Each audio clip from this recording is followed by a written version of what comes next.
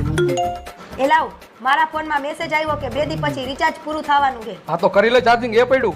Charging નહીં recharge. કેટલા દી પછી? 2 દી પછી. કાંઈ વાંધો નહીં. હાલ ભાઈ આજે આપણે આખો દી રખડશું, કાંઈ ઉપાધિ જ નથી આજે. કેમ ભાઈ આજ આખો દી ભાભીનો ફોન નથી આવવાનો? કેમ કે આજે એના ફોનમાં રિચાર્જ પૂરું થઈ ગયું એટલે આજે આપણે આખો દી શાંતિ છે. એવું છે એમ ને?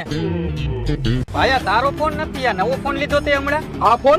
આ ફોન તો મારી ઘરવાળીનો છે. ઘરના બધાય કામ તો પૂરા થઈ ગયા. લે આ તો ચિરાગનો ફોન છે. કેટલો મને પ્રેમ કરે. મારા ફોનમાં રિચાર્જ પૂરું થઈ ગયું એટલે મારો ફોન લેતા ગયા હે, એમનો ફોન રાખતા ગયા હે. કેમ કે મારે એમની હારે વાત કરવા થાય ને એટલે લાવ તો એમને ફોન કરું. એનો જ ફોન આવ્યો. તમને પત્નીઓને ભગવાને વરદાન આપ્યું છે પતિઓને હેરાન જ કરવાનું.